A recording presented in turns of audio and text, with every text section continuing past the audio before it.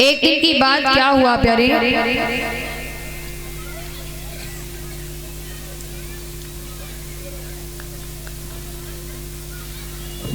उसी आश्रम से कुछ दूरी पर एक गरीबनी मैया एक झोपड़ी डाल करके रहती थी। महाराज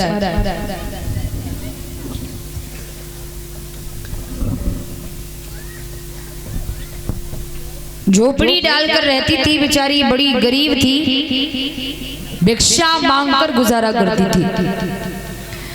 एक दिन वो माँ भिक्षा के लिए गई तो भिक्षा में उसे सिर्फ थोड़े से चना मिले। वो चना उसने एक रूमाल में बांध लिया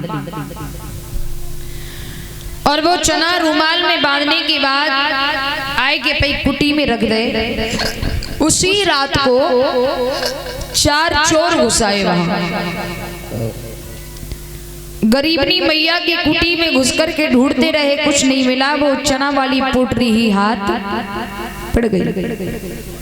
उस पोटरी को दौलत समझ के महाराज उस पोटरी को दौलत समझ के चोर लेकर भागे तो पीछे पीछे वो गरीबनी मैया भी भागी और बोली, भैया जा में कछु ना आए हैं, हम गरीबनी को खाएवे को टल्लो है। चोरों ने एक भी बात नहीं सुनी तो गरीबनी मैया ने अपने पेट पर हाथ फेरते हुए कह दिया, जा दुष्ट ले जा, हम गरीबनी को खाएवे को टल्लो तो ले जा रहा है तू। मैं तो श्राप दे रही, मैं ये श्राप दे रही कि अगर इन चनन को जो भी खाएगो वो दरिद्री है जाएगा। चोर वो पोटरी लेकर के संदीपन गुरु के आश्रम की ओर पहुंच गए। उन्होंने पोटरी खोल करके देखी तो उसमें चना। वो सोचने लगे, मैंने समझा इसमें दौलत है, लेकिन दौलत नहीं है, ये तो चना है। चोरों ने क्या किया, पुनः उस पोटरी को बंद किया, बांधी और वो पोटरी वहीं फेंक दी। चोर चले गए। गुरु मैया कुटी से बाहर निकल के आई तो वो पोटरी उसे मिल गई। गुरु मैया ने वही चना वाली पोटरी अपने आश्रम में पई कुटी में रख ली। गुरु मैया ने, चोर तो चले गए। कुछ देर बाद दुर्वासा जी उसी आश्रम में भिक्षा के लिए आ गए। दुर्वासा ने आवाज लगाई, माता भिक्षा दी। गुरु मैया कुटी से निकली, बोली, लाला बाबा हमारे यहाँ कछु ना है। बोले कछु तो होएगो मैया, बोले कछु ना है। अरे कछु तो होएगो, अरे कछु ना है बाबा, कितनी बार कहूं कछु ना है। दुर्वासा ने ध्यान धर के देखा तो समझ गए कि इसके यहाँ चना रखे हैं, फिर भी झूठ बोल रही है। तब तक पीछे से सुदामा जी आ गए। सुदामा जी दुर्वासा के पीछे खड़े होकर बातें सुनने लगे। उनके जो बरबरा रहे हैं वो कह रहे हैं। दुर्वासा को क्रोध आया। दुर्वासा कहने लगे, अरे गुरु मैया चना होते हुए तू हमसे झूठ बोली। ले मैं श्राप दे रहा हूं, जो भी चननों को खाएगो वो दरिद्री। चना वाली पोटरी एक थी, श्राप 2 जगह से लग गए उसे। कह रहे सुदामा जी ने ये श्राप सुन लिया। अब दुर्वासा तो चले गए। कुछ देर बाद गुरु मैया ने लाला कन्हैया को पास में बुलाओ, जवाब दो लाला कन्हैया, आश्रम में ईंधन आए हैं, कुछ व्यवस्था करो, भोजन काहे तो बनेगो। कन्हैया कहने लगे, भैया काहे को चिंता कर रही है।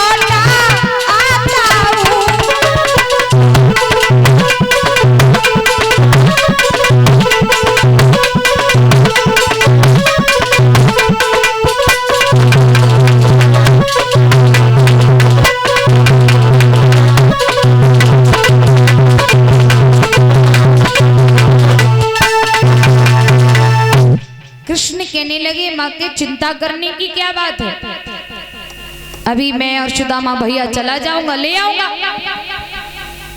इतना कह के कृष्ण वहां से चले गए। कुछ देर बाद, थोड़ी देर बाद क्या देखा कि सामने से सुदामा आ रहे हैं। सुदामा को जैसे ही आते देखा गुरु मैया ने, तो सुदामा को हाथ को झाड़ू दे लाला ते आ। बोले क्या बात है मैया, तो जवाब दे बेटा,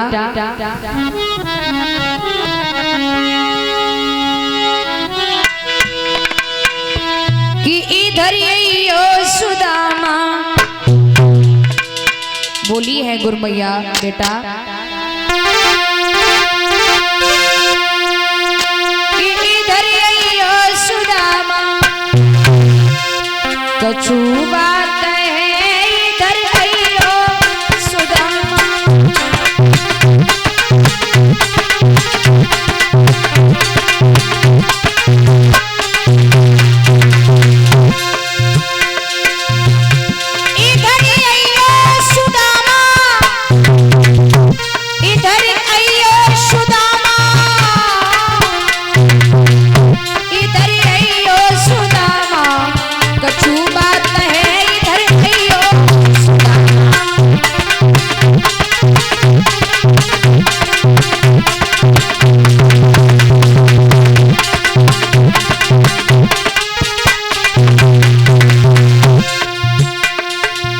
मैया ने कहा करो, अंदर झुपड़िया में गई और वही चना वाली पोटरी उठाई लाई और सुदामा को दई और बोली, थोड़े से चना पोटरिया में बांधी, थोड़े से चना पोटरिया में बांधी,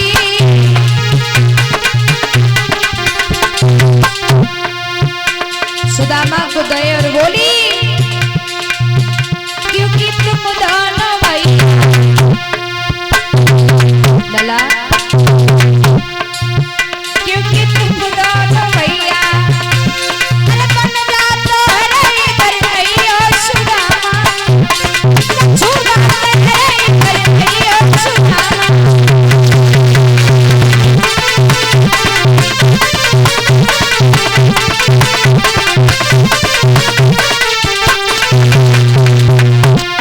चनाबाई पोटरी सुदामा को दई और मैया बोली, लाला भूख लगे तो दोनों भैया मिल के चवलियो, आश्रम में इधर ना है जो खाना बना के बांध दे तुम्हारे के लिए। सुनो, वन में जाए खेल मत करियो, वन में जाए खेल मत करियो, और एक दूजे के संग में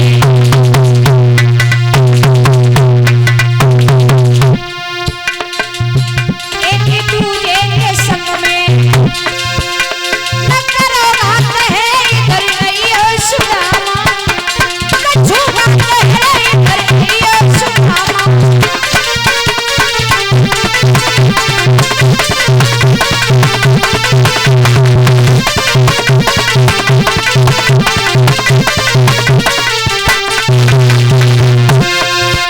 इधर यही हो सुदामा,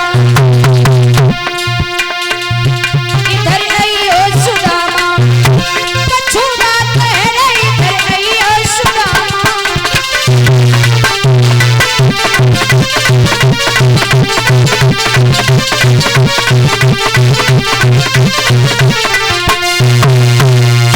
जब तो लाला भूख लगे दोनों भैया मिल के चना चवलियो, सुदामा ने पोटरी लई और छुपाए लई तो कन्हैया ना देख ले, क्योंकि सुदामा को मालूम था इन चना की पोटरी को श्राप लगा हुआ है। चना की पोटरी छुपाई, कन्हैया को आवाज लगाई, कन्हैया भैया अरे चल भाई जंगल को चल रहे हो, इधर लेके आनो है। तब तक कृष्ण भी दौड़ते हुए आगे बोले चल भैया। दोनों भाई जंगल में आए, सुदामा कन्या ते बोले ओरे भैया कन्या, तू तो ग्वाल गमारा, मैं तो ब्राह्मण को छोरा, पेड़न पे चढ़नो का जानू भैया, तास तू ऐसो कर, तू वृक्ष पे चढ़ जा, मैं नीचे ईंधन एकत्रित कर लूंगा। बोले ठीक है। कन्हैया वृक्ष पे चढ़ गए, सुदामा भैया नीचे हैं, कृष्ण ईंधन तोड़ रहे हैं, सुदामा ईंधन एकत्रित कर रहे हैं। माँ को महीना है, माँ को कड़ाके की सर्दी पड़ रही है, लेकिन भैया हुआ ऐसा, कड़ाके की सर्दी के साथ साथ ठंडी ठंडी हवा की फुहारें और ठंडी ठंडी बारिश की फुहारें भी पड़ने लगी। जब बारिश की फुहारें पड़ने लगी तो सुदामा कन्हैया ते बोले ओ भैया कन्हैया, बोले हाँ। अरे काली काली बदीरा सुदामा भैया उठी रहेगी, काली काली बदीरा सुदामा भैया उठी रहेगी। ऐसी कोई ठंडी ठंडी भैया, कोई ठंडी ठंडी पड़ती है फुहारी, काले काले बदीरा सुदामा भैया उठी रहेगी।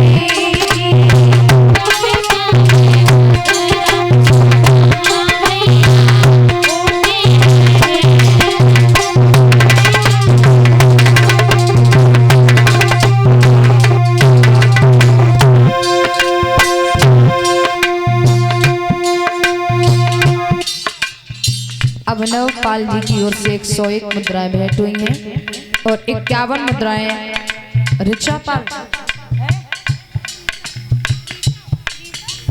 अच्छा कृचा पाल, कृचा पाल की ओर, कृचा हाँ कृचा पाल की ओर से 51 मुद्राएं भेंट हुई हैं। दोनों बेटियां माता पिता का नाम रोशन करें, दीर्घायु की कामना है।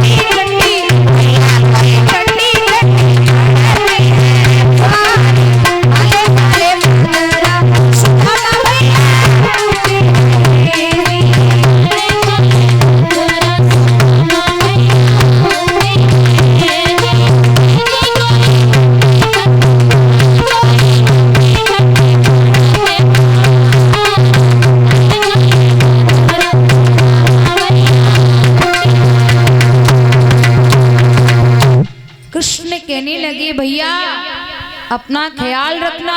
सुदामा कहने लगे भैया मैं तो ठीक हूँ, तू अपना ख्याल रखिए। भैया शाम का समय हो गया, सुदामा ने विचार किया, गुरु मैया ने ये चना की पोटली मुझे खाने को दी है,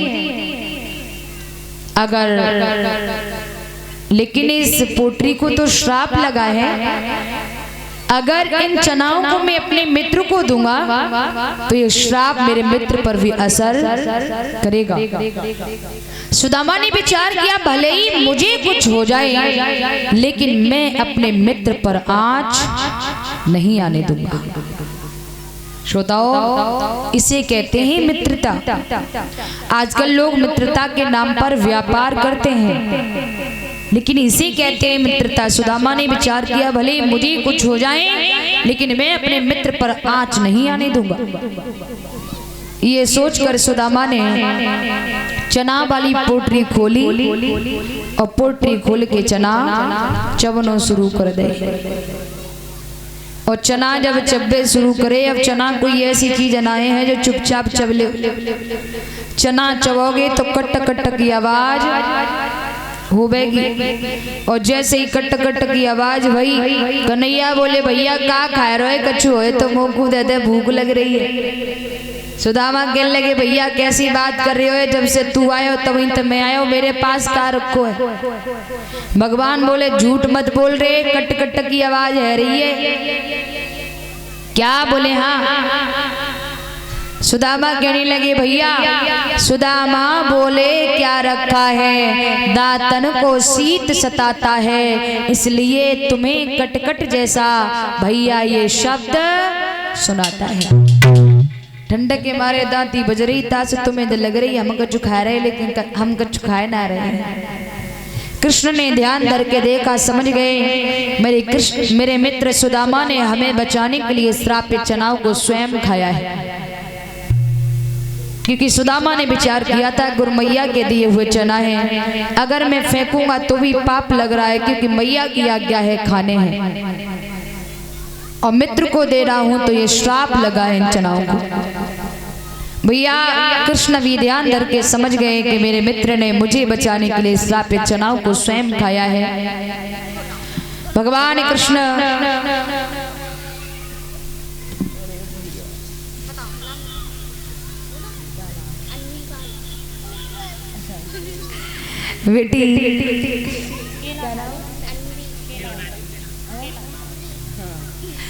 बेटी अन्वी पाल की ओर से ये एक मिष्ठान का डिब्बा है ठाकुर जी के भोग के लिए, और 101 मुद्राएं भेंट हुई हैं। व्यासपीठ से प्रार्थना करेंगे, आगे चल के बेटी माता पिता का नाम रोशन करे, सदमार्ग पर चलती रहे। बहन रमा पाल जी की ओर से ये एक गिफ्ट। अभी विदाई कर रही है, कथा पता कह लेंगे। अच्छा, हमने की अभी कह रही है निकल आओ। बड़ी बहन रमा जी की ओर से ये एक गिफ्ट विदाई स्वरूप मुझे भेंट हुई है। मेरी बहन माता पिता का नाम रोशन करती रहें, सदमार्ग पर चलती रहें, दीर्घायु की कामना है। बोलिए सच्चिदानंद भगवान की महाराज। श्री सुखदेव जी समझाते, हे राजन परीक्षित, दोनों भाई लौटकर आश्रम में आ गए। 64 दिन रात में भगवान कृष्ण ने अपनी शिक्षा को पूर्ण किया। उसके बाद भगवान कृष्ण जब वहां से चलते समय भगवान कृष्ण गुरु मैया के चढ़ स्पर्श करके बोले, मैया गुरु दक्षिणा में हमसे कुछ मांग ले। मैया कहने लगी, लाला अगर गुरु दक्षिणा में जब मैया को कुछ देना चाहे तो दे दे। बोले कहा, बेटा हमें दे दे, समुद्र ने मेरा बेटा लापता कर दिया, मेरे बेटे को लाकर हमें दे दे। भगवान कृष्ण चलकर के समुद्र के पास पहुंचे। समुद्र ने भगवान को आते देखा तो मानव रूप लेकर प्रकट हो गया, पैरों पर गिर गया। बोलो प्रभु क्या सेवा करे। भगवान कहने लगे, भाई सुन, तूने मेरे गुरु के पुत्र को छुपा रखा है, कहाँ है मेरे गुरु का पुत्र? समुद्र हाथ जोड़ करके बोला, प्रभु आपके गुरु के पुत्र को मैंने नहीं मारा है। बोले फिर? बोले प्रभु मैं बताता हूँ कि आपके गुरु का पुत्र है कहाँ। भगवान बोले कहाँ है? बोले आपके गुरु का पुत्र हमारे जल के अंदर पंचजन नाम का एक दैत्य शंख जैसा आकार बना के रहता है, उसी ने आपके गुरु के पुत्र को निगल लिया है। भगवान समुद्र के जल के अंदर गए, पंचजन नाम का दैत्य देखा, उसे पकड़ा, उसका पेट फाड़ा, जो शंख जैसा आकार बना के रह रहा है, उसका पेट फाड़ा तो उसके पेट में भी गुरु का बेटा नहीं निकला। पंचजन हाथ जोड़ करके बोला, प्रभु आप हमें जान से मत मारो, हम आपको बता रहे हैं कि आपके गुरु का पुत्र कहाँ है। भगवान बोले कहाँ है? बोले प्रभु आपके गुरु का पुत्र यमलोक में है। भगवान पंचजन को साथ में लेकर यमलोक पहुंचे। यमराज ने भगवान को आते देखा, आसन छोड़ दिया, भगवान को प्रणाम किया, कहो प्रभु का सेवा करें।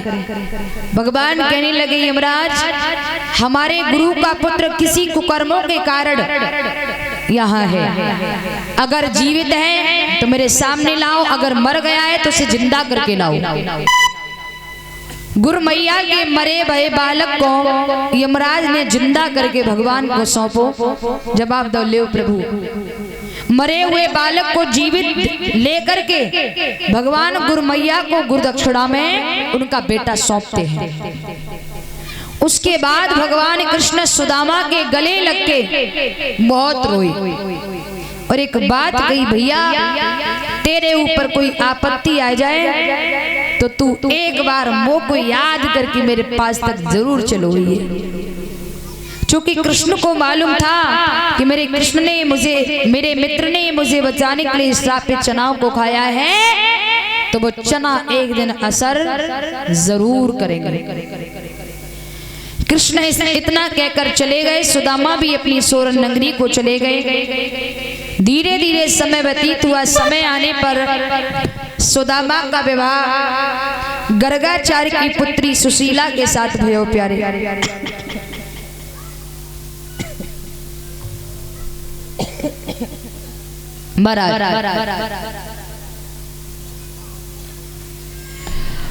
जब सुदामा जी अपनी सोरन नगरी को गए तो सुदामा का विवाह गर्गाचार्य की पुत्री सुशीला के साथ भयो है। धीरे धीरे समय व्यतीत हुआ। सुदामा के आंगन में 4 प्रसव में बच्चों का आगमन हुआ। लेकिन प्यारे वो श्रापित चना जो थे वो असर दिखाने लगे धीरे धीरे। सुदामा की वो कंडीशन होती गई, मेरी माताओं मांगने से भीख नहीं मिलती। सुदामा 5 घर से ज्यादा कभी नहीं मांगते हैं, मिल जाता है तो पा लेते